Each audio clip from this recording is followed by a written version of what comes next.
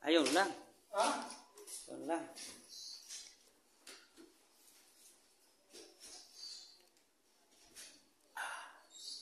Konting himod na lang to sa ano dito eh. Kaya nga. Pag dumating na yung mga bintana, saka na ako maglalagay ng ano, itong binil.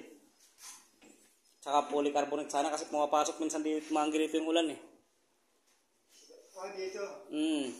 Pag meron na dito. Oo, pwede na. Kasi pinapasok yan, tsaka dito, sa loob. So sa bintana dumadaan.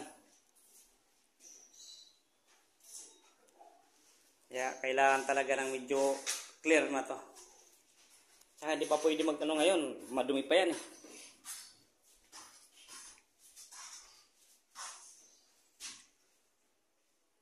Pahirapan din